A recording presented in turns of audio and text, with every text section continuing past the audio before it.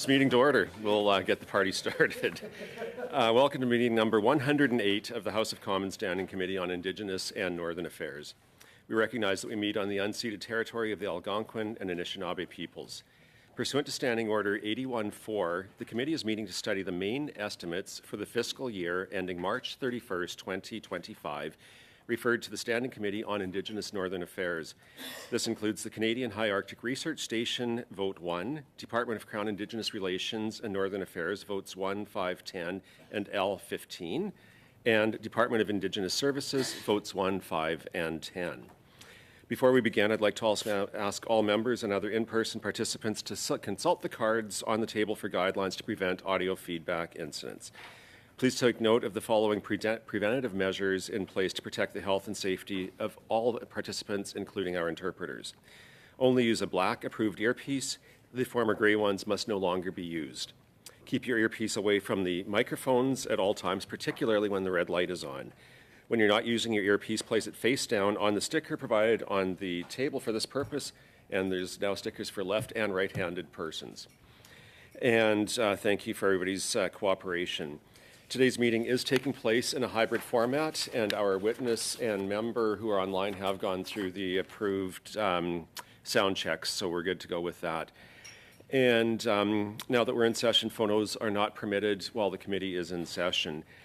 For our first panel, and I'll come back to this in a second, but I'll introduce our panel. I'd like to welcome witnesses, and starting with the Honourable Patty Hajdu, Minister of Indigenous Services, and from the Department of Indigenous Services, Gina Wilson, Deputy Minister, Candace Saint-Aubin, Senior Assistant Deputy Minister, Paula Haddon-Jokiel, Assistant Deputy Minister, Catherine Lapp, Assistant Deputy Minister, Child and Family Services Reform by video conference, Mark Sanderson, Assistant Deputy Minister, Education, Social Development Programs and Partnerships Sector, Danielle White, Assistant Deputy Minister, Strategic Policy and Partnerships, Mark Geoffrian, hope I got that right, and you can correct me if I'm wrong, Mark, Director General and Deputy Chief Financial Officer, Planning and Resource Management, Jessica Sultan, Director General, Economic and Business Opportunities, Lands and Economic Development, and lastly, Jonathan Allen, Acting Director General, Education and Social Development Programs and Partnerships.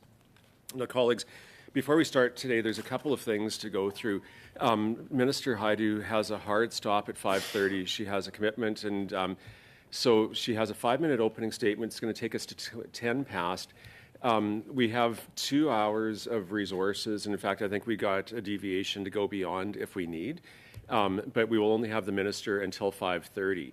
And so I'm wondering if we could stop, do the first round of questions at 5 minutes, and then if we want to keep the Indigenous Services officials for the second half hour, we can do that. We're going to not get through everybody's if we do 6 minutes at the start. The math simply doesn't work. So looking if we can do 5 minutes. And the other thing, well, let's start, Minister, we'll get your opening statement for 5 minutes, and I will have the handy cards here, yellow card, 30 seconds left, red, time's up, and then we'll get into some round of questions. And so, Minister, when you're ready, the floor is yours for 5 minutes. Okay, well, thank you very much, everybody, for having me here. It is a real pleasure to be with you on the unceded and unsurrendered territory of the Algonquin and Anishinaabe people, and I look forward to being able to answer your questions today on the main estimates for Indigenous Services Canada, and you hear that we have a whole host of professionals with us that will be there with me to answer those questions. With $21 billion in its 24-25 main estimates, Indigenous Services Canada supports Indigenous partners to deliver the important services that exist in every Indigenous community. And so some of the department's top priorities in terms of the work that we do, and I would say that priorities of the community as well, are things like supporting Indigenous children and youth and families, increasing the educational outcomes for Indigenous students, improving access to health services, and funding infrastructure in First Nations communities. Now, over the last several years, Canada has made significant investments in the First Nations Child and Family Services Program to help better support First Nations, and First Nations Child and Family Service agencies provide culturally based family supports that will address and bring down the overrepresentation of Indigenous children in care by keeping children with their families. We're also continuing our work with partners in devising a fully reformed program so that this program never returns to the, I would say, abysmal state that it was over a number of decades. Reducing gaps in education for Indigenous students compared to other students in Canada is also a priority. So with over $3.4 billion dedicated for education in these estimates, First Nations, Inuit, and Métis students will be able to access better educational opportunities. And of course, funding of over $6.2 billion from these estimates will support better health outcomes for Indigenous people, including better access to high-quality health services for Indigenous communities, reducing systemic racism within our health systems across the country, and closing socioeconomic gaps between Indigenous peoples and others in Canada. This investment will also significantly advance the work with Inuit partners to eliminate tuberculosis across Inuit Nunavut by 2030, and will also support the continued implementation of Jordan's principles so that First Nations children can quickly access services and supports that they need when they need them. Lastly, investments of over $4.3 billion will support community infrastructure in First Nations communities. This includes the innovative Wate project, also known as the Wataynikaneyap Transmission Project. It's Ontario's largest and most far-reaching Indigenous-led transmission project. Once completed, it will connect 14,000 First Nations community members to reliable electricity spanning over 1,800 kilometers, and this will eliminate dependence on costly diesel fuel, improve connection, healthy socioeconomic and environmental conditions, and decrease costs for communities over the long term. I have to say, on a personal note, it was very exciting to be in a community as they switched the lights on and to see the celebration of community members knowing that they had clean, reliable electricity in their community as well. On April 18th, for example, Sandy Lake First Nation was connected to the transmission line, and they were the 12th of a total of 16 First Nations that will be connected to the grid. And almost $1.5 billion of the 24-25 estimates is going towards supporting Wate. As you know, the main estimates identify planned government spending and the spending authorities for which our departments seek Parliament's approval annually. As main estimates are prepared in late fall, they don't include spending items announced in Budget 2024. But that said, through Budget 2024 investments, we'll continue to build on the momentum that we're seeing. Since 2015, there's been a 180% increase in investments towards Indigenous communities, 180% increase, and around 25% of investments in Budget 2024 target Indigenous priorities. More than half of overall Budget 2024 infrastructure funding is allocated for First Nations on reserves, and thanks to the report produced by the Assembly of First Nations on closing the infrastructure gap, we can better plan for new approaches for that significant gap. Indigenous Services Canada is assessing the investments and impacts of Budget 2024 to its ongoing services and how Budget 2024's $2.3 billion over 5 years will renew existing programming. The federal government focuses on building relationships with Indigenous partners by addressing past harms, increasing dialogue, supporting community capacity, fostering inherent self-rights, and advancing a fair fiscal relationship with Indigenous peoples. And Budget 2024 makes investments in priority areas that will deliver an economic boost to these communities. As previously mentioned, we're here to discuss the main estimates for my department and not Budget 2024, but I do look forward to discussing in more detail the Budget 2024 investments at future appearances of one I believe is June the 3rd. So I do welcome your questions. I look forward to our conversation today, and I applaud your interest in pursuing reconciliation. Thank you. Okay, thank you, Minister.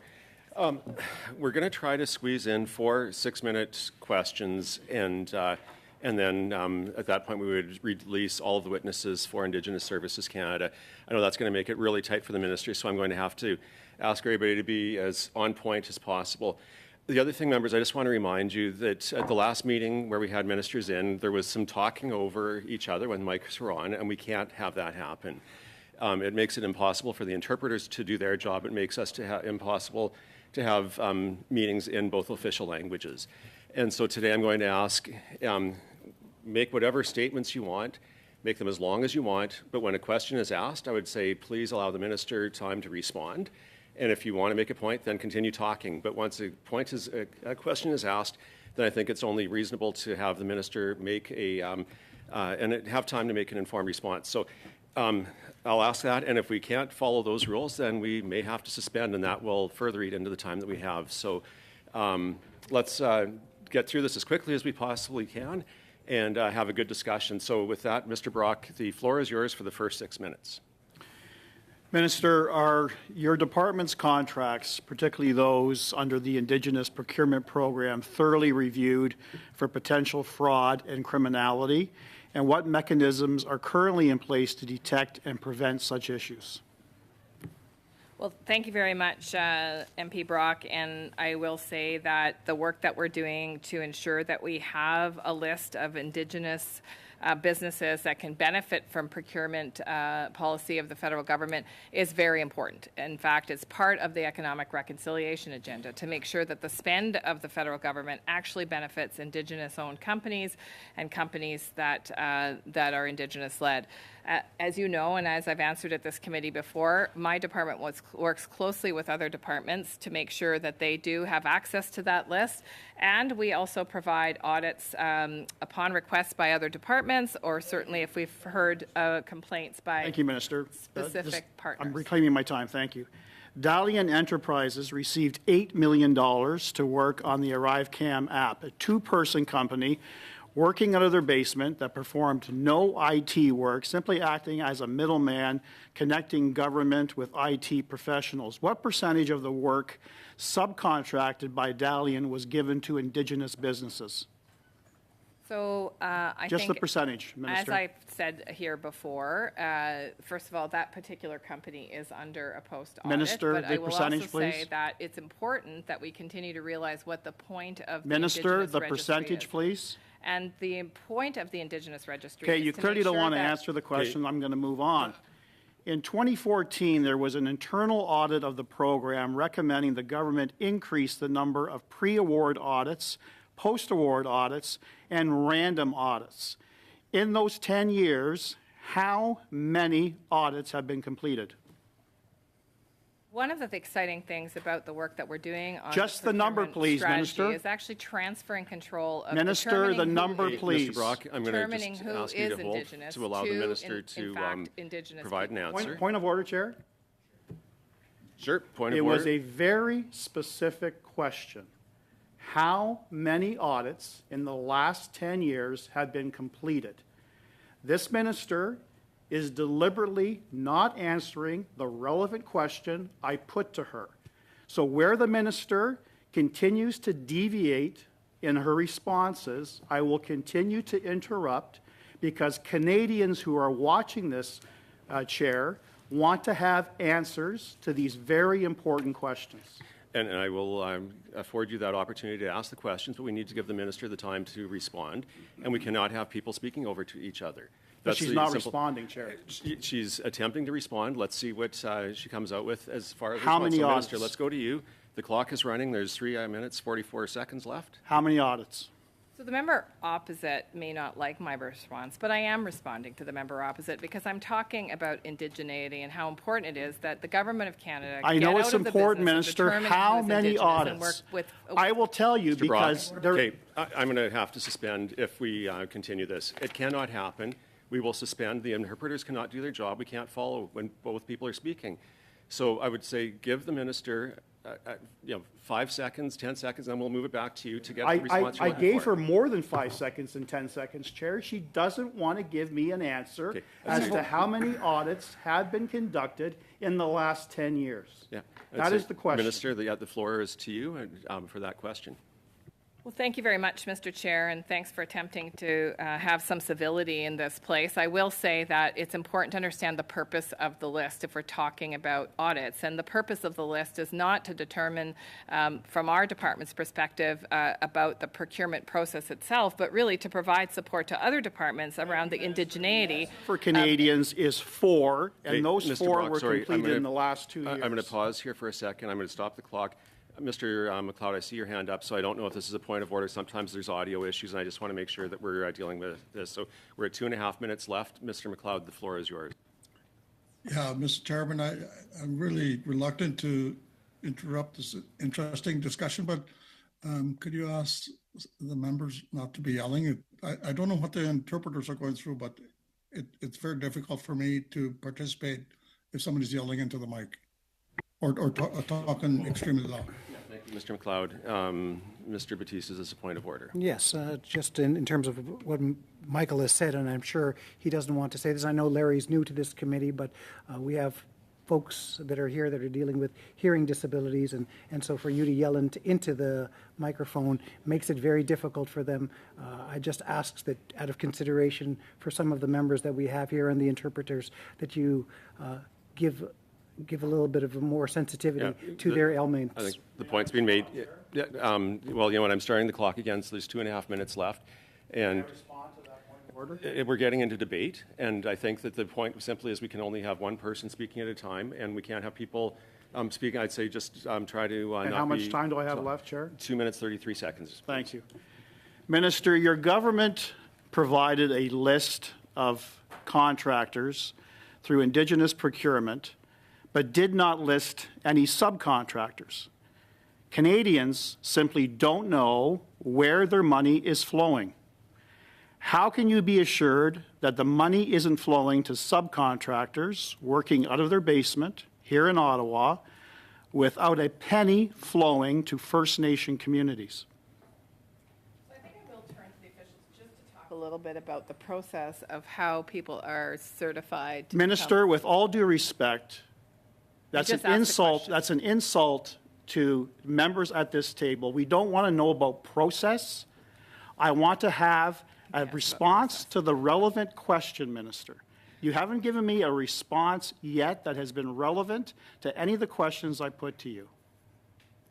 So actually, you did ask me a process question because you asked me how we determined an Indigenous company and how we follow and track what that Indigenous company does. That, to me, in the way my mind works as a former planner, is a process question. And so I would like to turn to officials. So how much money has been flowing through subcontractors actually employed by Indigenous owners and money going to Indigenous communities? Just the number, please. How many? So the process of the list that the Indigenous Services Canada Department maintains is that the Indigenous Services Canada Department determines indigeneity and provides that information to other departments of Canada who are looking to procure to meet that 5% target of procurement, all with the goal of ensuring that we can foster economic But you're reconciliation. failing, Minister. You are failing. Indigenous communities have repeatedly told you the process is flawed. And you, as Minister of Indigenous Services, have an absolute responsibility that money is actually flowing to Indigenous contractors. You don't have a process. You're not conducting any audits. I would disagree with the allegation that the department doesn't have a process, and I would also disagree with that, with the allegation that all partners are disappointed. In fact, I work closely with many experts, Indigenous experts in economic reconciliation, and we are actively working with partners on a pathway to transition the list to Indigenous partners in a way that makes sense to them and that supports their goal of economic prosperity for their communities. That's the end of our time for this one. I'm going to go now to Mr. McLeod online.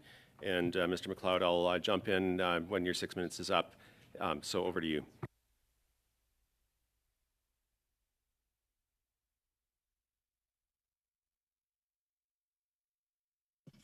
Thank you, Mr. Chair, and thank you to the Minister for joining us. I first of all want to put out an invitation to the Minister to come and visit us here in the Northwest Territories. I think you would be shocked to see the level of disasters that are happening right across the Northwest Territories, and I imagine for the rest of the North, it's the same. We're experiencing extreme drought conditions. I live on the banks of the Mackenzie River, and it's getting to a point where we can just about walk across the Mackenzie. It used to be referred to as the mighty Mackenzie, and it's a shame that the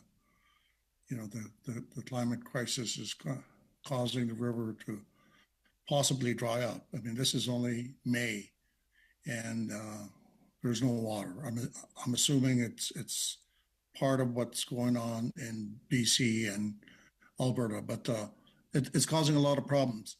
And as you know, the wildfires that burned across the country last summer were devastating to many of our Indigenous communities. Here in the Northwest Territories, we evacuated almost 80% of our population. And I'd like you to talk a little bit about how your department assisted Indigenous communities with recovering from the last year's wildfire season, and how you're working with communities to prepare for 2024 season, because the fires are already started here, and we're only in May. I can't imagine. I'm scared to imagine what it's going to be like in July. So if you could just speak about wildfires, a little bit how our government has been helping for the situation last year, and how you're helping to prepare for this year. Well, thank you very much, MP McLeod, and I'll never forget the calls with Chief April of Katlodici last year in the middle of the wildfire that so devastated Northwest Territories. And in fact, it's sad reality of my job in the summer that I am repeatedly making phone calls to First Nations leaders across the country who are in the most untenable situations. And sometimes, obviously, having to evacuate an entire community with all that means. And I think until you've actually listened to a chief or met firsthand with community members who are being evacuated, I don't know if people have a full understanding of just how disruptive, scary, and difficult that is for families. And sometimes people are out for a very long time. The 2023 wildfire season forced almost 30,000 First Nations people to evacuate. And that's almost 3 times more than the people the year before. And not only is it devastating emotionally, devastating to the infrastructure, if in fact communities do experience loss, but it's also extremely, extremely expensive, not just from the wildfire response, but certainly from the rebuilding that in many cases can be very difficult to pursue. Being, in BC, in Lytton, and communities in that area, and listening to the hurdles to get infrastructure built in many times forests that have been decimated. And every chief that I speak to, especially in the West, is very, very frightened about what the future holds, and is very concerned about a climate that increasingly means not just an evacuation once every 10 years, but once every year. I spoke to a chief today from Alberta who, a chief of Doig River First Nation, who said that this is the 2nd year in a row his community has been evacuated. So there are a number of things we've been doing to help communities prepare. One, to support the collaboration between provincial response, federal response, and community response. It has to be all hands on deck. And we do that by convening tables, by providing communities to have better capacity to do their own emergency response planning. To be able to be prepared in advance is a huge advantage. To be able to have money in advance, a thing that we've been able to change over the last number of years, to provide advance payments to communities so they're not scrambling and desperate to find the actual cash to be able to do this work. Minister, can I just interrupt you? Because yes, I really can. wanted Sorry. you to talk about one issue that's really plaguing us, and that's insurance. And we have 27 Indigenous public communities here in the north, not reserves. And the cost of insurance is going, it's become ridiculous. It's 5, 7. I even heard the other day that somebody was quoted by an insurance company for $18,000 for fire insurance. So it's becoming anybody that needs insurance is canceling their insurance because they can't afford it. I'm just wondering if you, as a minister, is talking with your colleagues in cabinet about the possibility of creating a public-private home insurance program, not necessarily specific for only Indigenous people, but for for people that just can't handle. Yeah, Mr. McLeod, we're out of time there, but I'll give the minister a very, very brief answer. Yeah, I mean, just really quickly, of course, you know, the government's looking at how we can address all of these compounding problems related to climate change. What's not helpful is having members of Parliament who are essentially denying that climate change is real, because in fact, it's going to hit the pocketbooks. It is hitting the pocketbooks of every Canadian in this country, whether it is excessively priced insurance and flood zones or fire zones, or the many other ways that it's impacting Canadians. So we need to be all on board preparing for what is going to be undoubtedly a difficult fire season this year and in years to come. Thank you. Thank you. We're going to go now to Monsieur Lemire, and he will have 6 minutes. Merci, Monsieur le Président. Thank you, Mr. Chair. I'd like to first of all offer my best wishes to the families of Mr. McKenzie, known for his contribution in the Innu community in Côte-Nord. So just my condolences. Madam Minister, I would like to hear you expand on the changes introduced to the formula, and we're looking at $125 million in subsidy to support child care and family services and connected agreements. How does your department determine the amounts necessary to these communities before they can set up their own systems for family and child care services, pending coordination agreements? Thank you for a very good question. We are working together with the community to have a fair approach and in order to cover all children and families and be able to offer them better opportunities. A fiscal approach on communities, but rather that we work with communities and with the province or territory to figure out how best to support the community in that transition. What we don't want to see is that communities take on the responsibility without sufficient resources, and that's why those are negotiated agreements with communities. Et dans le contexte, on parle de demande. In the same context, there's a reference to about $311 million when the main estimate for 24-25 was envisaging more than $400 million. So would it be possible to know what the formula that is used is? Could we get that formula in writing that leads you to set aside certain sums of money for these coordination agreements, because there is great need on the field, on the terrain, that is not being met at the moment. Provide a formula in writing because it is dependent on the size of the community, the needs of the community, their specific desires. Some communities want to do more than others communities. Some communities want to work with provinces more than others. But I will also say that sometimes the amount of money that is received in the budget is related to the upcoming coordination agreements that we know are ready to be signed in the very near future. Candace, do you want to speak to this? Oh, Catherine, sorry, Catherine's on the phone. Do you want to speak to this just a little more? Thank you so much for the question. On vous remercie pour la question. Oui, en effet, comme la... Thank you for the question. As the minister was saying, it really depends on the circumstances of each community. So we negotiate with each community and the province in question when we're just trying to determine the amounts. There have not been cuts. As the minister was saying, we have multiple agreements that are in effect, that are being subsidized, and that have been subsidized over previous budgets as well. And what was announced in this current budget is going to be for the agreements that we hope to finalize in the upcoming months. So it's not just one formula. We try to take into account the information that we're getting through the program from the services for children and families, and they will have certain needs to assume the jurisdiction for their communities. So there will be variation from one community to another, but we're working with these organizations for upcoming years to develop a formula, a certain methodology that will be a bit more coherent and that will be co-developed. But as it stands, it's community by community that we're trying to adjust the amounts according to their needs and based on the contributions from the provinces and territories as well.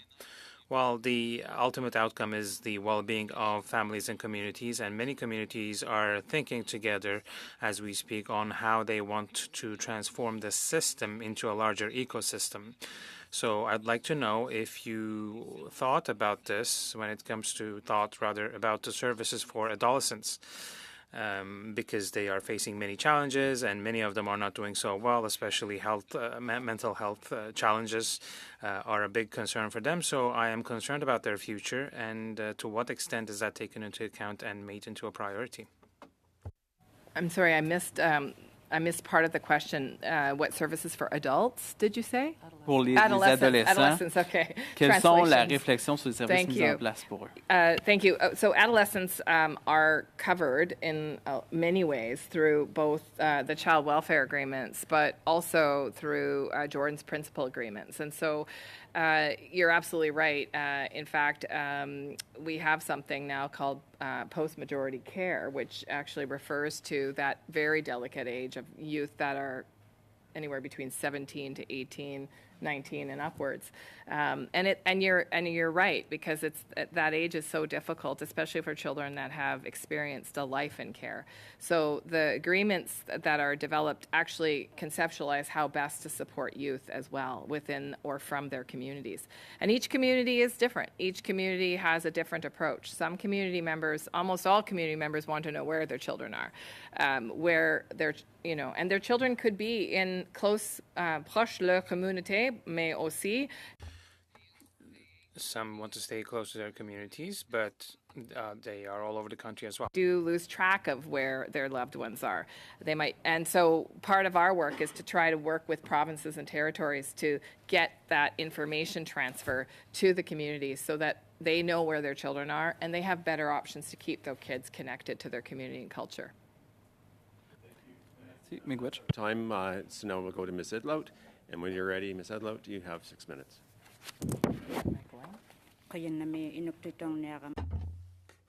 Thank you. I will speak in Inuktitut.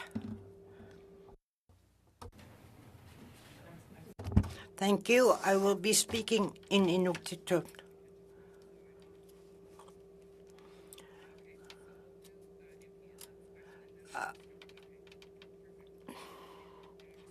I'm sorry. I had many questions to you, and our question period's been shortened, unfortunately. We know infrastructure and capital expenditures have to be 75.1 billion to targeted for First Nations and 350 billion for First Nations, and for Inuit 75.1 billion. The Métis get 2.7 billion. Those are capital expense items, infrastructure dollars. Why is it that you are asking and requesting supplementary funding now? Because it isn't enough. We need supplementary funding to cover infrastructure costs, is what I'm saying. The study from AFN and other partners to understand exactly what the gap is, because after a decade of inaction from the Harper government, in fact, we've seen increasing for First Nations community services increase by First Nations infrastructure by 156%. But in fact, that is barely scratching the surface. And so, with a gap of $400 billion, it's going to take some creativity and innovation and working with partners to more quickly close that gap. Because and you're absolutely right, MP, and you and I have traveled together, and we've seen what the gap in infrastructure means for people. It means things like overcrowded housing. It means things like schools that are, in dire need of repair. And even though I get to go and celebrate with communities and do grand openings of schools and grand openings of water treatment plants, we need to work more quickly. This is an investment that will help, but we are obviously going to need to invest more as a country.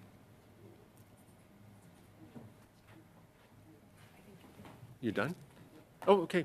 Okay, well, there we go.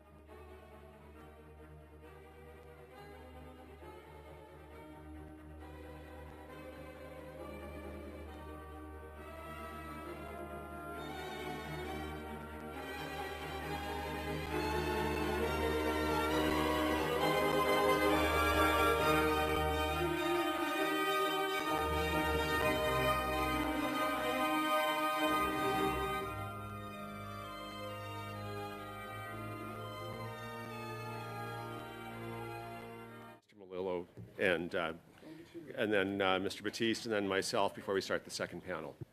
Okay. Thank you very much, Mr. Chair, and I'll just quickly repeat, because I don't think it was heard before we was suspended, but of course we all understand the Minister's time crunch with the votes and the circumstances today that caused the Indigenous Services Minister to have to leave early. However, we do have an agreement and an expectation of 1 hour of questions to that Minister. I know that members of all parties have many more questions, so I would implore our committee to invite her back to finish that time when it's appropriate. I suggest perhaps next week. I understand we have the Crown Indigenous Relations Minister also appearing. Perhaps that could be a time to fit the Minister back in. Okay, thank you, and I'll come back, but I'll go through the speakers list I have first. So Mr. Batiste, we'll go to you next. Well, I will definitely relay that the minister was a hit and that they want her back for sure on that. But, Mr. Chair, it's my understanding that there's been some discussion amongst the parties in light of the letter sent by MP Schmel, who's not here today. But we want to respect his wishes, and we said that the second hour of today would be Minister Vandel to appear with Minister Sangri will make himself available next Wednesday at a time where we can have him in during our session with hopefully less disturbance in the votes, but we all know this is silly season upon us and we can do our best to make great plans and then the houses can throw us off. But that's what I understand the second panel to be, just why we have Minister Vandel here today and not Minister Sangri. Okay, thank you, Mr. Batiste. So to try and bring those two things together, that was the other update I was going to, well, a couple of updates. The motion that we had was to invite the 3 ministers for the 2-hour panel today. And then we had Mr. Schmel's letter this morning asking for 1 hour with each of the ministers. So it was outside of the scope of the motion that we were working with. But we've heard the request that's been made. And now, in addition, we've had time with Minister Haidu and the Indigenous Services Canada is cut short. And so, thinking I knew where your motion was going, Mr. Malillo, I was able to talk to the minister's officials, and she is agreeable to coming back. We need to find time in the calendar. Now, I will mention a couple of things. So, and the second part of that is that Minister Vandel has agreed to come for this hour, and then Minister Sangri is going to come. They're trying to find time in the calendar, but next Wednesday. The issue that we have there is that we built a full panel for next Wednesday on the taxation study, and so I need direction from the committee if we want to cancel one of the panels on that one to bring in Minister Sangri, or if we want to request resources for a 3rd hour to do those. To try and bring Minister Haidu in at the same time will be challenging, but she is scheduled to come back in a couple of weeks to talk about housing, and they're going to look at her schedule to see if she might be able to add half an hour for mains at that point, which would still be before we have to report back. So those are the balls that I have up in the air here as the chair of the committee. We don't need to decide it at this moment because I'd like to get into the questions that we have, but I wouldn't mind direction at the end of the meeting if we'd like to displace one of the panels on the taxation study for next Wednesday with Minister Sangri, or if we would like to request the 3rd hour in case we are able to get those resources. So give that some thought. In the meantime, Minister Vandel, welcome so much.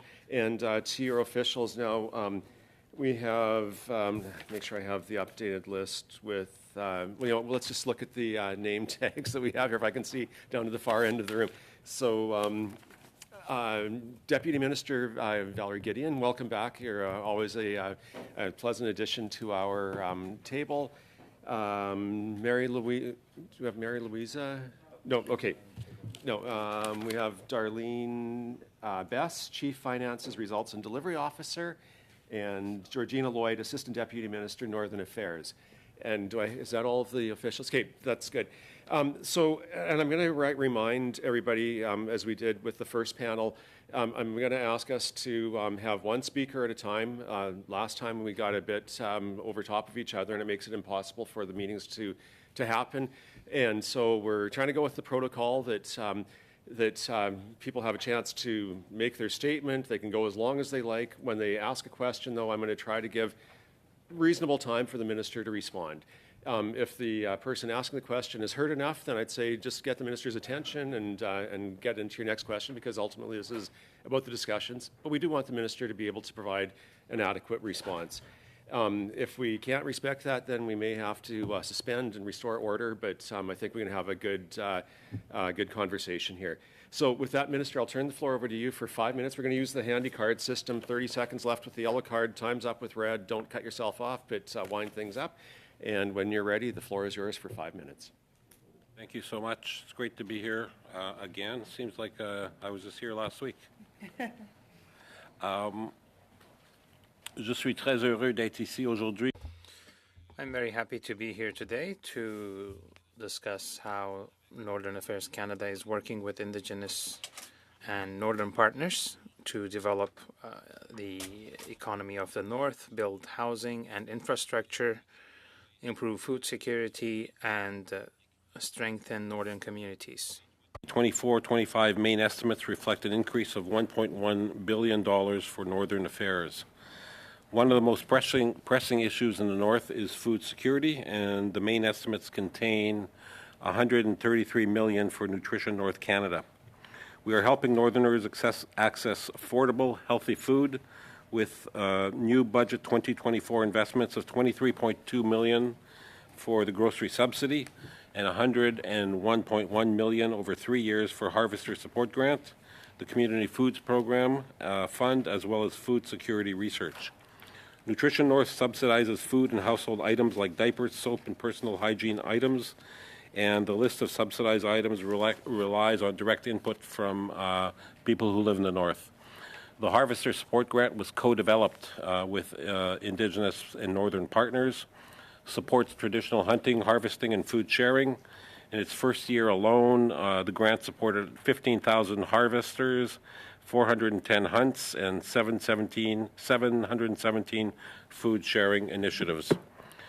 Nutrition North alone will not solve food insecurity. However, it's a key piece to a long-term strategy to address factors that affect food security, such as income, employment, and access to distributors.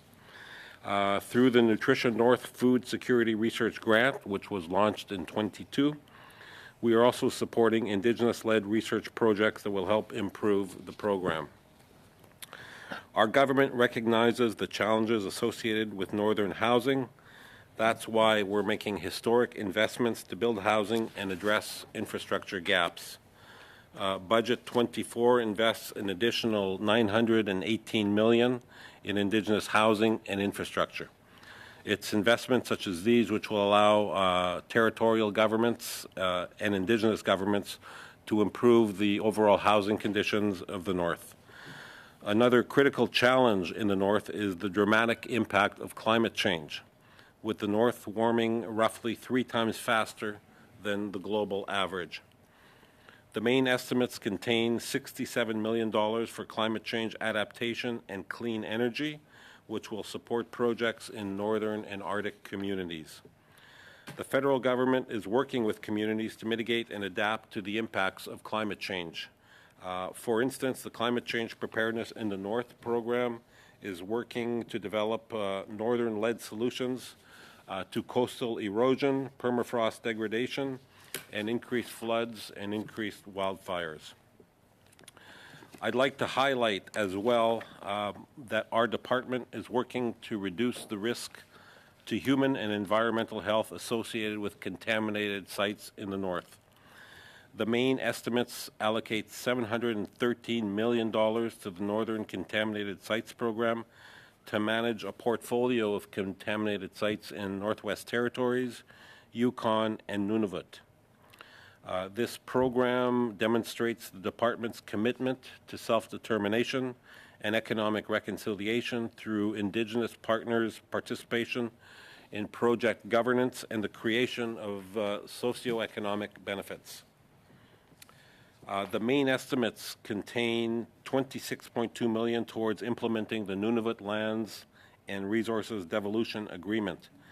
This agreement represents the largest lands transfer in Canadian history and a historic step forward in self-determination for Nunavummiut.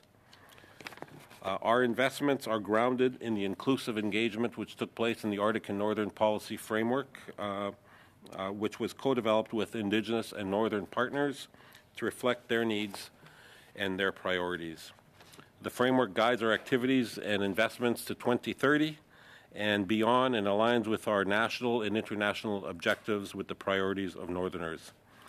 The 24-25 main estimates will also strengthen our efforts to defend Canada's sovereignty as we accelerate progress on this and other fronts for the benefit of Northern residents, Arctic residents, and everyone else in Canada.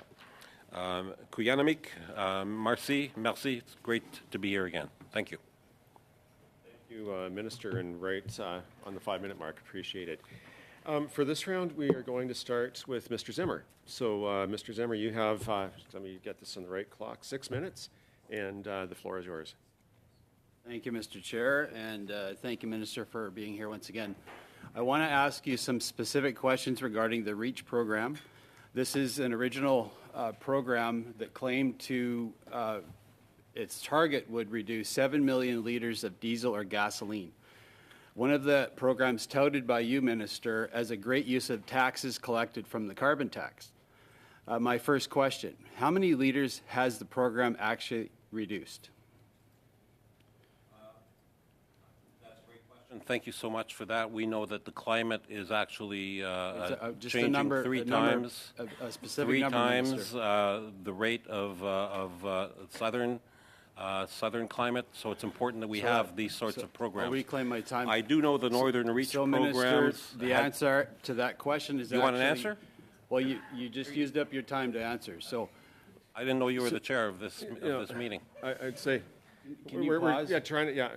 I'll pause here. We're just trying to have a good conversation here. I'd say, ask the question as you've done. The Minister, give My him a bit question of was time. 10 seconds long, and his response was at least 30, and he wasn't even getting to my question. That's not right. So, but anyway, it's my time. Yeah, 30 so seconds. we have I'd like 5 to minutes keep left. moving on. We have 5 minutes on the clock, so we'll go back to Mr. Zimmer for his next question. Thank you. And So the floor is yours. The clock's running. your department actually has given it a number. It estimates that it's reduced out of 7 million liters.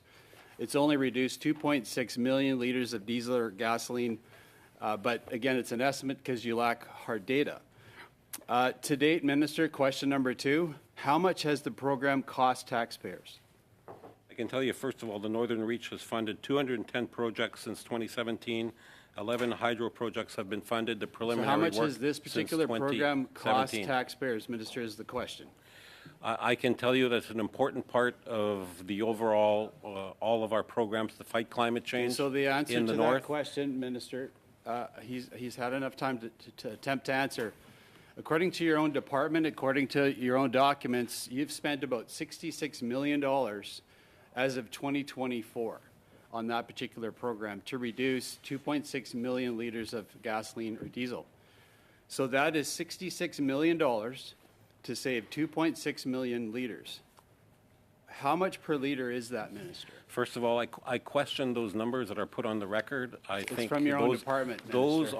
are It's from your own department. those are It numbers. says 2022, 2023 Okay, departmental results report. Mr. right Zimmer, from your just own a second. We have a point of order, and I am going to go to the point of order, but just to again remind people to please, the Minister was trying to respond, and some of these things require more than just a yes/no, a bit of context, but I agree the responses need to be short. But I'll go to the point of order first, and then we'll come back So, to Mr. Chair, Mr. Zimmer's 2 questions were about 19 to 30 seconds. The minister had 3 seconds before he was interrupted in both terms. And if you want to take a look at this, I'm timing this by lap right now. So, Mr. This time is. This is my time. Dan, Come this on, is it's not Dan, your time. and Dan's interrupting me as we speak. So let's give it a chance to Dan. You know you're new to the thing. We try to do things collegially here, yeah. so we know each other. You can do this. So this is what we're doing. Let's give him ample time because we have people with hearing disabilities who are listening in on this, and so have some sympathy and sensitivity to our translators and to people to do this. Anyway, Dan, I just want to get to the thank question. you, and Mr. Zimmer, were you finished your question? Because Mr.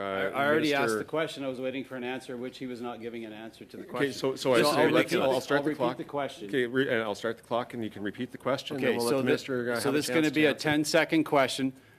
So that is $66 million to save 2.6 million liters. How much per liter is that, Minister? First of all, I questioned those numbers, from your own and department. that was something I would turn to the public service to answer. Quick answer. If you'd like to turn to the officials if they have that response. What I can say is that we actually exceeded our target. The 2.6 million liter is Sorry, exceeding that's our not the answer target, to the question, which so was I'll 2 million respond. by Because March that's not the 31st, answer to the question. 2023. I'm actually asking how much per liter, what did it cost taxpayers? You're answering a different question. Come on, The come on, minister this is didn't answer. ridiculous. So I will actually give you the number. So that is over $20 cost to taxpayers for every liter saved.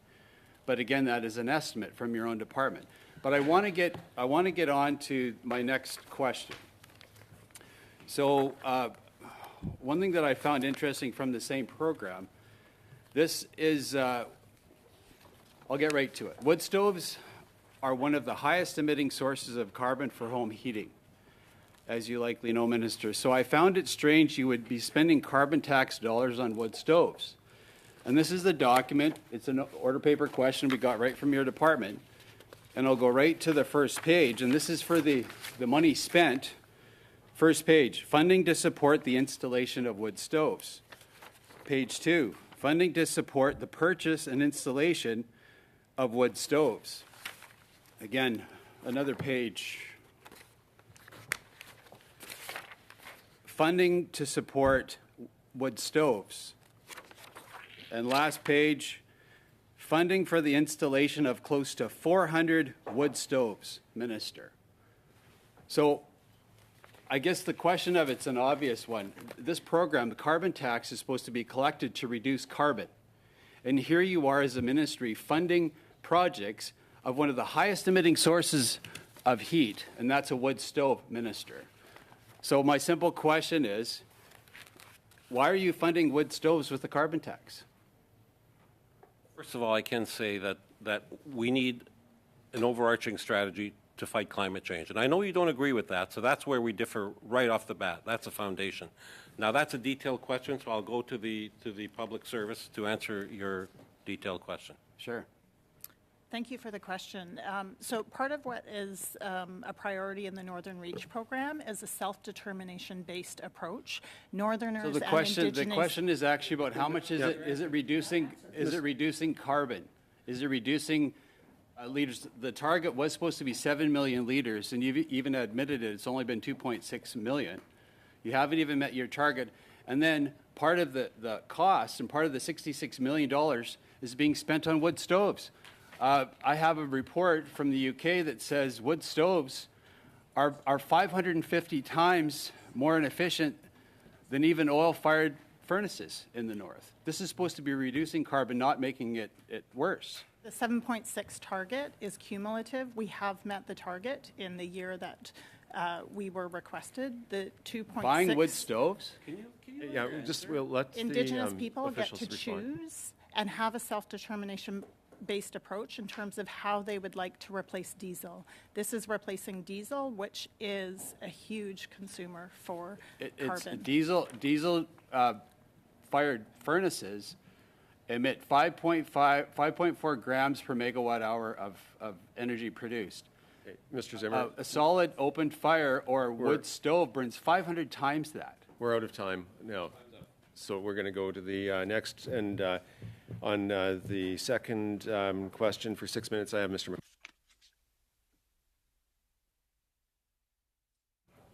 Mr. McLeod, the floor is yours for 6 minutes. Oh, thank you, Mr. Chair. Sorry, I didn't hear you say my name. Thank you to Minister Vandal for joining us. I know, Minister Vandal, you're quite aware of our situation in the Northwest Territories. Our communities are on the front line of climate change, and all the changes that are happening are really severely impacting our supply chains. We're seeing barges being redirected to record low levels in the Northwest Territories. Our supplies are having to be trucked all the way to Inuvik and then barge upstream because the Mackenzie River is drying up. there's sandbars all over the place. Even small boats with outboard motors are not able to get around. So all this is disrupting the resupply of essential products. And I wanted to know if you're having these discussions, is this something you're talking about with territorial government people and Indigenous governments, and talking about how the communities in the Northwest Territories will have access to the goods that they require. Not every community has a long runway. Many communities don't have roads.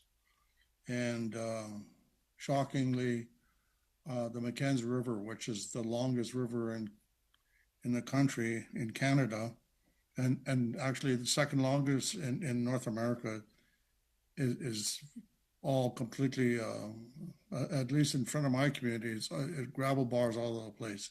There's no way barges are going to get by. We need to find a better way to do things. So I wanted to know what kind of discussions you're having with your colleagues to look at the options and possibilities of how we can lower the cost, because having to redirect our supplies is really going to be draining on our communities. I don't know how some of them are going to continue to exist. That's a great question, MP McLeod. I know that in the Northwest Territories, I've been to Tuktoyaktuk, and I've seen the shoreline erosion firsthand, where homes had to be moved away from the water, the ocean that is rising, to be replaced. Families had to be relocated to other parts of the town. We know, I've experienced firsthand the Mackenzie River, which is suffering through drought-like conditions, while at the same time, there's no less water in the Mackenzie. Northwest Territories last year was burning through an incredible amount of wildfires. 70% of the people that lived in Northwest Territories had to be relocated, and I think it's important that we continue with our whole suite of programs that battle climate change, not only at Northern Affairs, but in other government departments. That's so very important. You need to have a plan, first of all, to battle climate change. And if you compare that to, I think it was not even 2 years ago, where the Conservative Party had an annual general meeting where the membership of the party actually voted to deny that climate change, voted to say that climate change was not real. It was a hoax. So you can see that sort of philosophy is dripping down to the party, the people sitting in this room who actually don't believe that climate change is real. And that's simply the reality. But I've had good conversations with Premier R.J. Simpson. As little time as 2 weeks ago, we were in Iqaluit together, where we talked about all of the challenges and all of the ways that our governments can work together. We've got a good relationship with the territorial government. We know that this is an existential threat, but it has to start. It has to begin. Through the dark decade that we suffered through prior to our government being elected in 2015, there was absolutely nothing done for climate change, for infrastructure, and we need to reverse that. And we know it's the right thing to do, and we know that's what Canadians want. Mr. McLeod, you have 1 minute left if you have another question.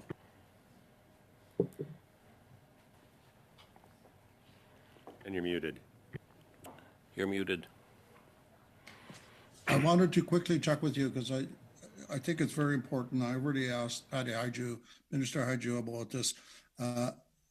Have you been having any discussions with your colleagues regarding bringing forward a program for public and private home insurance? Because most people in our communities now can't afford the new rates, and people are just going without insurance, and so if they lose their house, they become essentially homeless.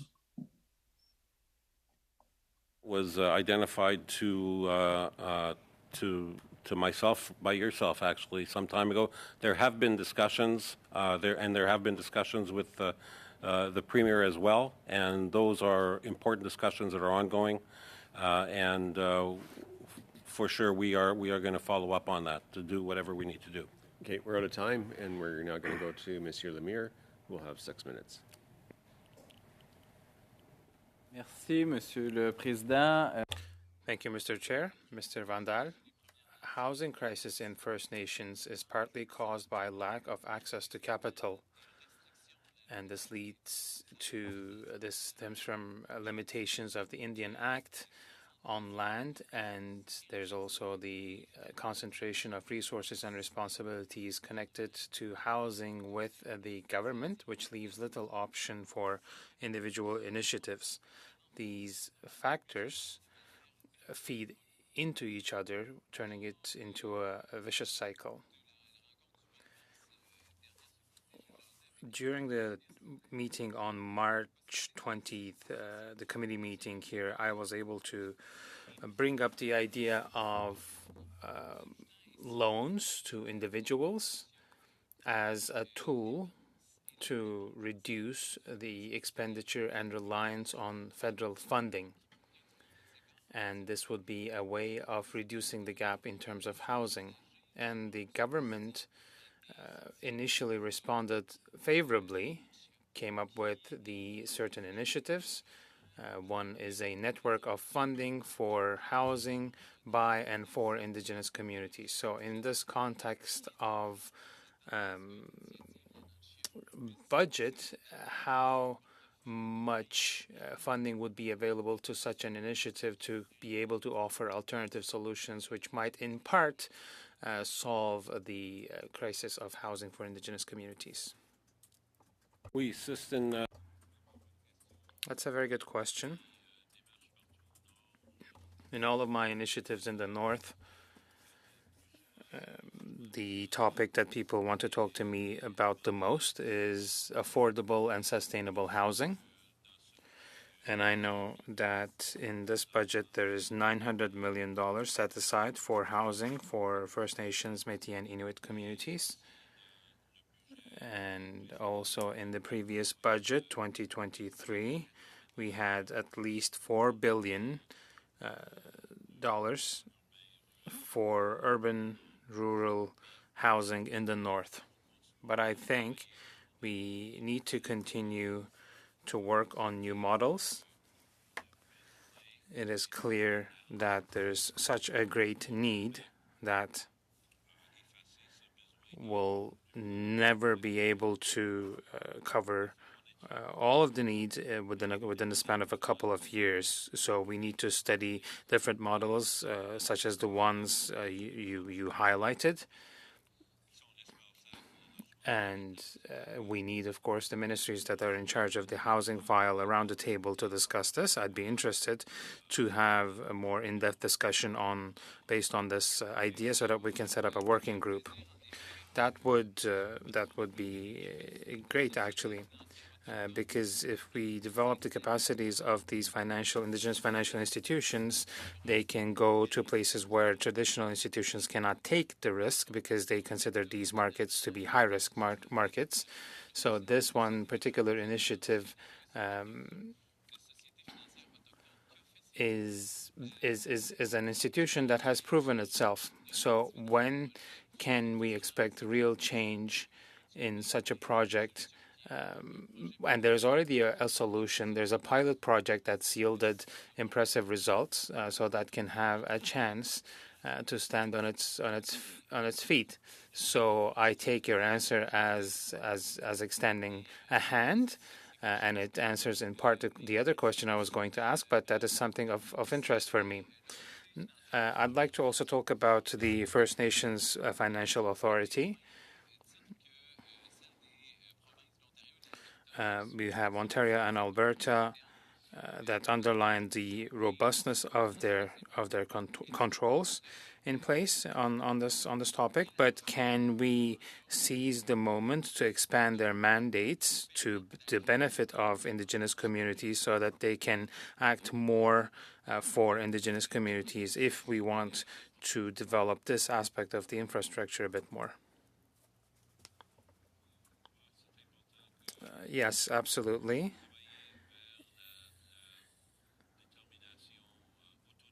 We all want to move towards self-determination, and that is what we're planning for. If there are models in Quebec or elsewhere in Canada based on which we can create partnerships to build houses, we're definitely interested. This is clearly in the mandate of the Minister of Crown Indigenous Relations, Gary Anandasangari.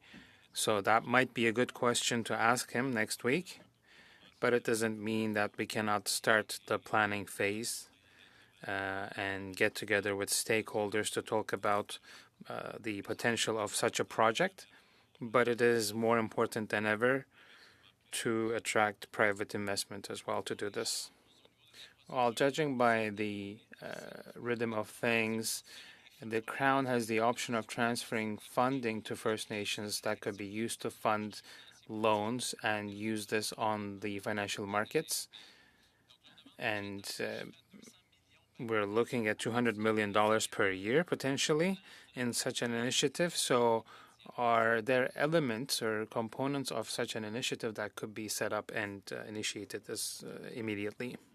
Yeah. Now move to the Potentiellement, mais ça, c'est une Potentially, but that would require a longer discussion. Maybe we need to get together and bring other departments as well together. Thank you.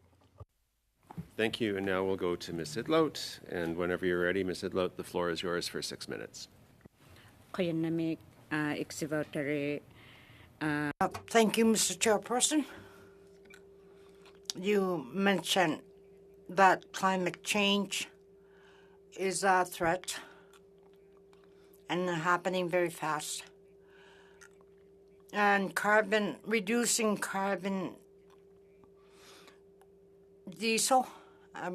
diesel and carbon is also a problem. In Keewatin region, they had a plan to reduce emissions. But what happens is you fund those annually, so it's not a long-term plan with annual funding. If the Kivalak hyperlink is going to happen, I wish to ask you, when will there be enough money, adequate money for Kivalak hydro project so they can proceed with the work they want to do and to reduce diesel and carbon emissions? We need to be more mindful of our climate. When are you going to give them enough funding to address some of the carbon and diesel issues? It's a very important region in Canada. It's immediately north of Manitoba. It's about 300 kilometers from Churchill. And we have worked well with Kivalliq, the Kivalliq Hydro Fiber Project. I think through some of our programs, we funded upwards of $15 million to date to get some of the preliminary work done. And it's a very important project. A couple of things that are important is that we've had a change of government in Manitoba, and the new government is much more interested in being a partner with Kivalliq than the previous one was, which is which is really no surprise to me. But they're interested in being at the table. They're interested in being a source of hydroelectricity for Kivalliq, but it's very preliminary, and those discussions are ongoing. The second thing is that I've been talking to the Premier of Nunavut, who sees the benefit of that hydro fiber link. There's also another project. There's a couple of more projects in Nunavut that are equally important. These are long-term projects which are going to bring incredible benefit once they're done. And in Budget 24, there's ongoing discussions about investment tax credits, which in an ideal world, which we hope that Kivalliq will be able to benefit from. So it's an important file. It's a long-term file and long-term investment, but that's what we were elected. We were elected to think long-term here to solve some of the large problems that Canada faces and the world. Thank you. You mentioned earlier regarding infrastructure money, which will be $918 million towards housing. We know that it's not enough for housing. We know in Inuit lands, they need $75.1 billion to adequately house the population. The funding before the 2024 budget was released, the premiers, Yukon and the BUT and Nunavut, the three premiers wrote a letter ahead of time that they required $600 million, and they gave you adequate notice before the budget. While you were doing the budget preparation, you said the premiers that you are working with them very well. But why is it when they requested $600 million, you did not allow that in their budget? Housing is a priority in the North, affordable, safe housing. I can say that we are working well with the premiers. They've made requests. They haven't always received everything that they've requested. But I will say this, that in the last 8 years, our government has spent more than any other government in the history of Canada on housing in the North. And there's still a lot of work to do. The problem being, of course, the gaps are so large from previous governments not investing what they should have in the North for housing and infrastructure. And I say previous governments of all stripes. I'm not trying to be partisan here. I think it'll take us a long time to catch up, but we're committed to doing it.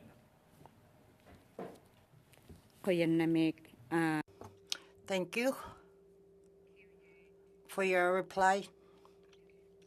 I will remind you to remember your response. So in the future, when you reply this way, that you've already spent a lot of money and you've spent major money, remember that. Many have no homes. Many are homeless. Many have no safe homes. Children go to school after sleeping in overcrowded houses which are moldy and old. What you respond to is by saying that you give a lot of money. It hasn't made any changes to our problems, social problems, housing problems. Don't respond to me how much money you've spent. Remember how much money you said you have spent. Is it enough? Is it addressing the needs? For that.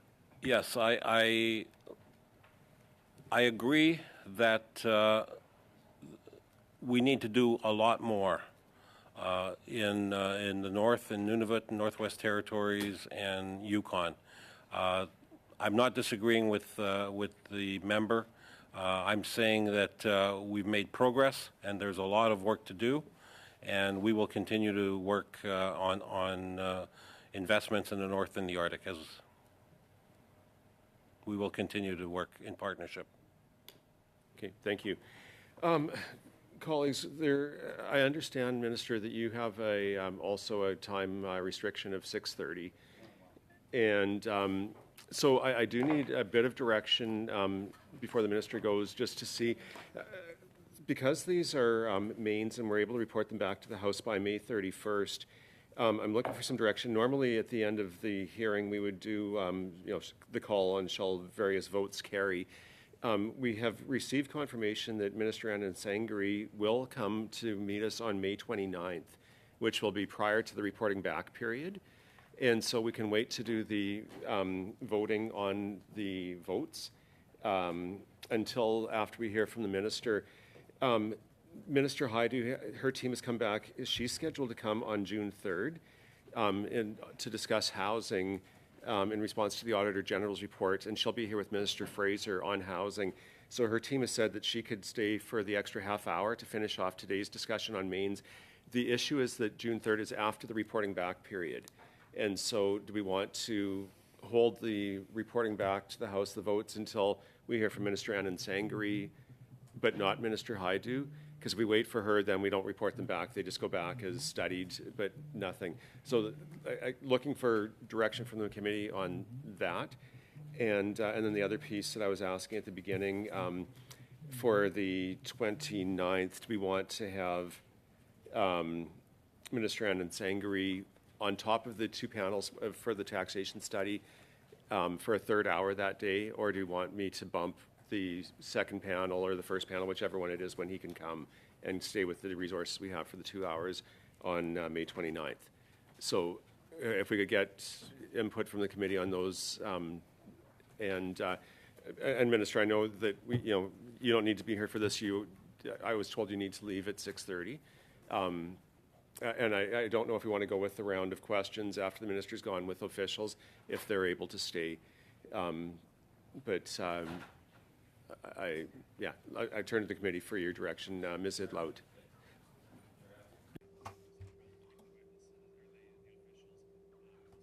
On his way, Minister Vandel, thank you for being here. And Ms. Idlout, your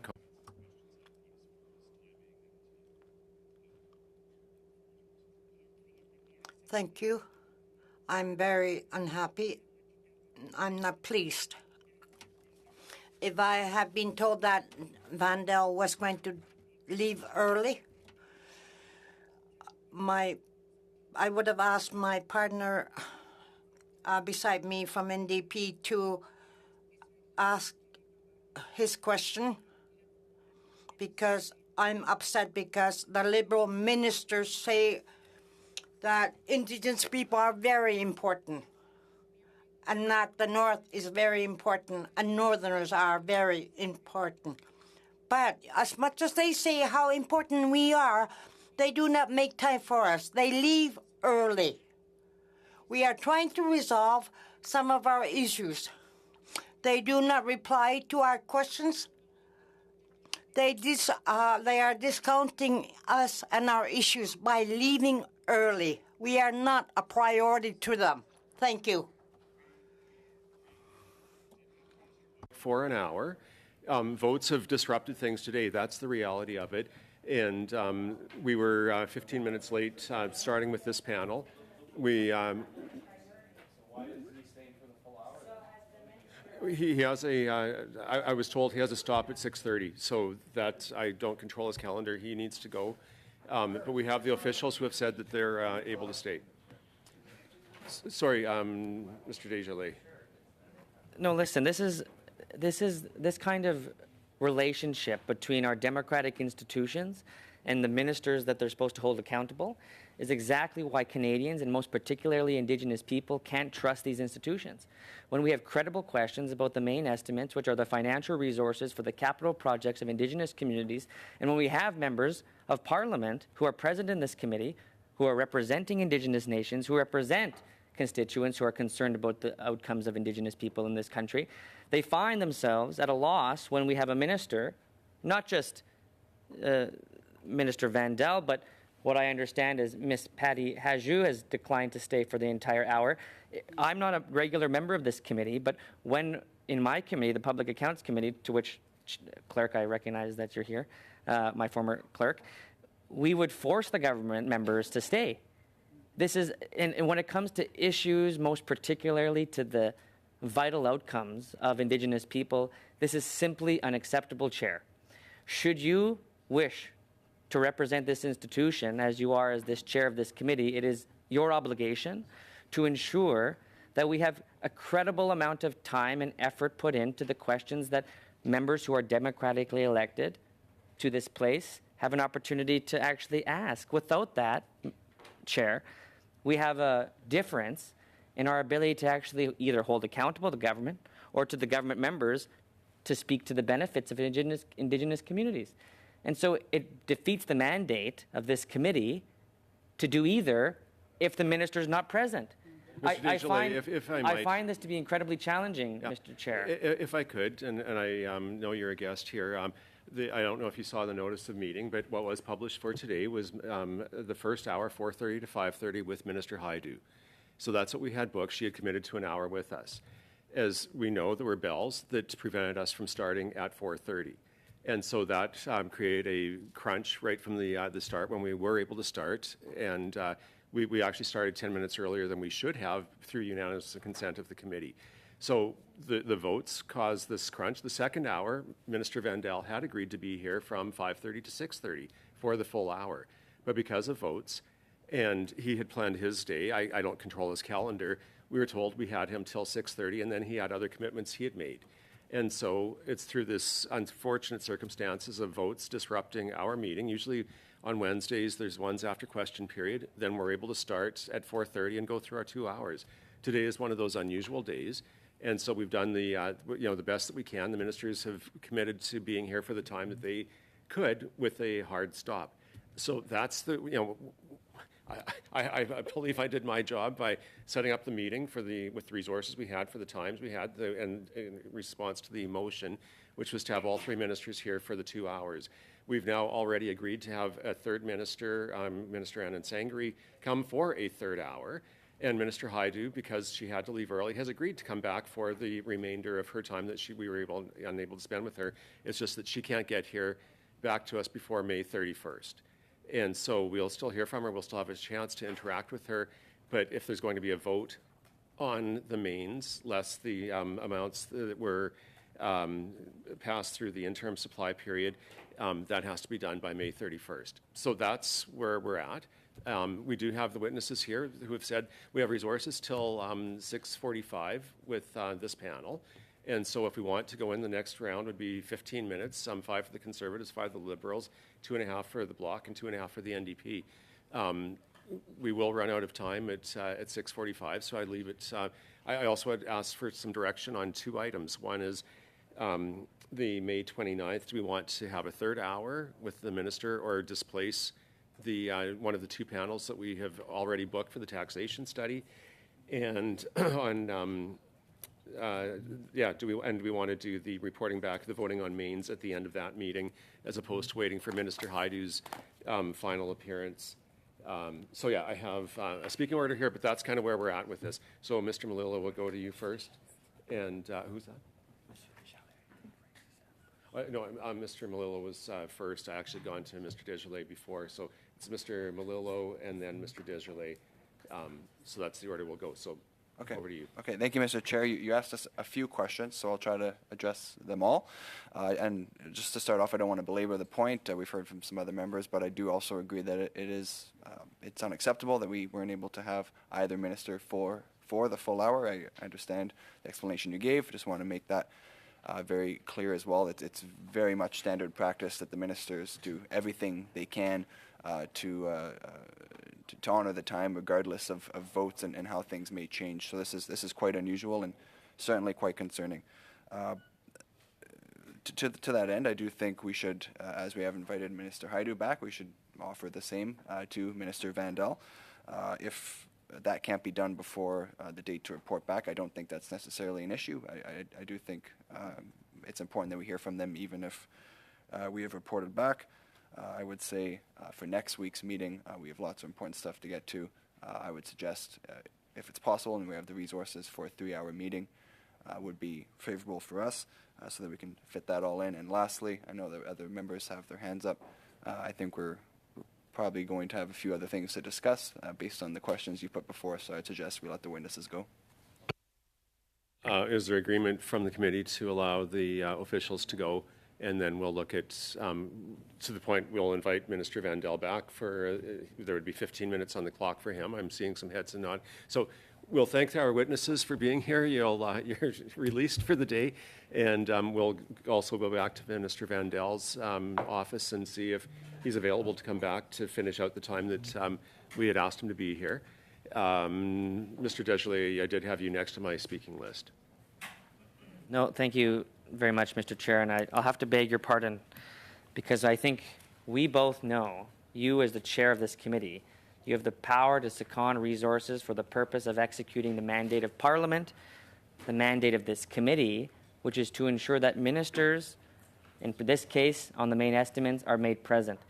Other committees, when they're suspended for a vote, will allocate the difference of time to the end of the day in order for the meeting to take place, in order for parliamentarians to have the right to exercise their voice towards a question that the government needs to answer.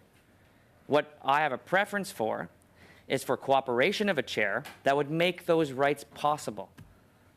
I'm not saying I find you contemptuous of your mandate. I find it disingenuous, however, to suggest that the minister's calendar is paramount to Parliament. And so I'd suggest and deeply beg you, Chair, to take this into consideration in the future. Like, come on. It's your job to make sure that members of Parliament, especially when it comes to Indigenous issues, that these questions are asked and that you take this seriously. What I've heard around this table today is almost nothing other than the Conservatives talking about why the North doesn't get stoves or shouldn't get stoves to heat their homes, and then the very good questions from Ms. Edlout. Second to that point, we then end the meeting short for credible questions on the resourcing of Indigenous issues. Come on. Like, we got to get real here. Like, this is not how members of Parliament who are elected should be treated. The minister can't just come out here and say, oh, my calendar, I got dinner at 6:30. Sorry, John, I got to go. No. This committee is a committee made for the purpose of Indigenous peoples and their policies. And until our chair can make certain that we're respected, the policies that, or lack thereof, even accountability, which is an important mechanism of this place, isn't met. Wouldn't you agree? If I could respond, I would offer that there is no chair that controls ministers' calendars. And as I said, I was tasked through a motion. It's not about the calendars. No, I know we Chair, were asked. it's not about the calendars. I have my mic's on now, so I'm going to speak in response to the concerns you've raised.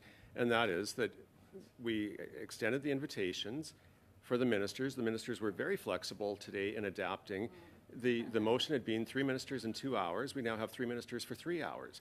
Votes have disrupted that. The ministers, and Sangari and Haidu, have agreed to come back to give us their full hour that they had committed to. And we will extend the offer to Minister Vandell to see if he's able to come back for the balance of the time. Because I agree that this is a very important function of our committees to look at where money is being spent through the budgetary allocations. And we've had disruptions today.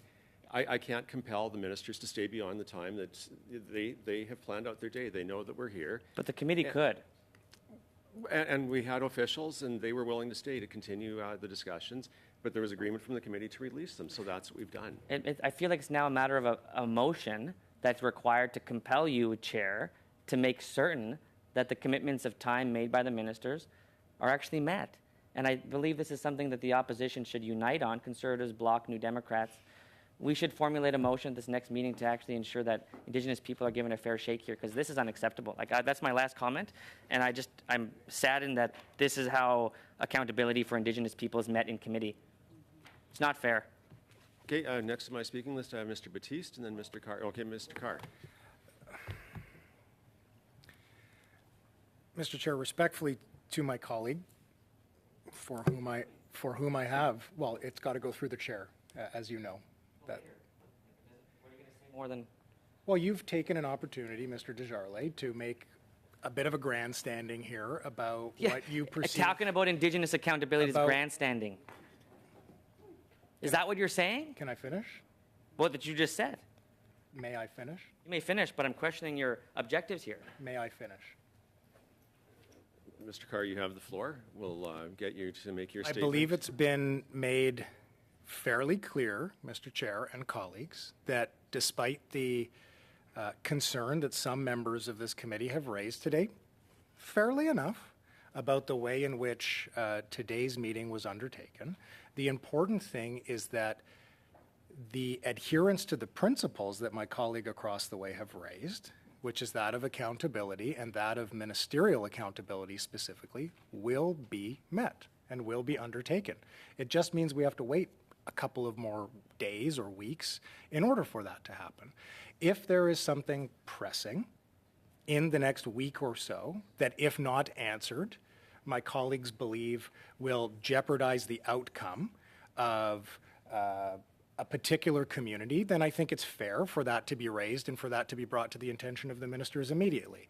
Having said that, given that the nature of today's visit was specifically in relation to the main estimates, I think it is reasonable that in light of the disruptions that occurred today, that Ministers Haidu, Ananda Sangre, and upon the asking of the committee, as per Mr. Malillo's remarks a few moments ago, will return in order to meet the accountability measures that the committee expects of them. So I think a deep breath here. I think it's a little bit